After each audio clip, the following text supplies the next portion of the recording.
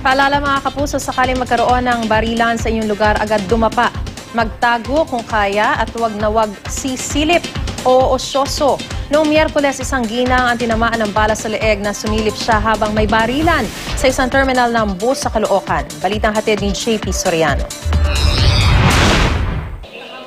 Kuha ito ng CCTV sa loob mismo ng Victory Liner bus na ito sa Caloocan Miyerkules ng gabi. Papasok na ng terminal ang bus. Maya-maya,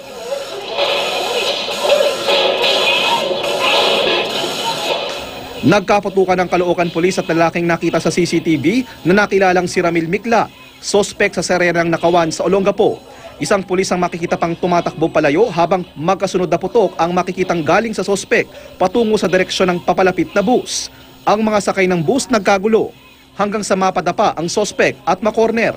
Isang putok yung pulis, nag-jam. Kaya tumakbo, tama-tama nga, doon sa harapan niya, nandun yung Victory bus. So, pinuputokan siya nung suspect. So, ang nangyari naman, yung isang pulis natin nasa gilid, yun ang pumutok sa kanya.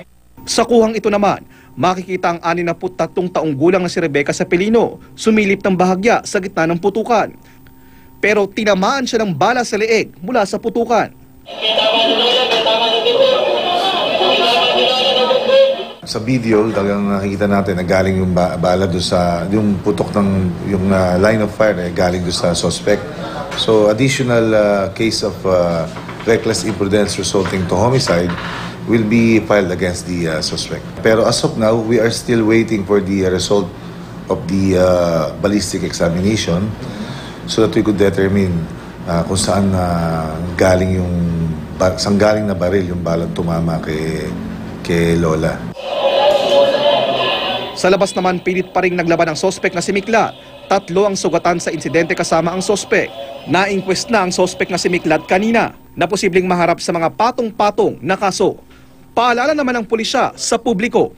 Dumapa ka or you cover from a hard surface. And again, yung isa pa, huwag kang maging usisero. JP Soriano, GMA News.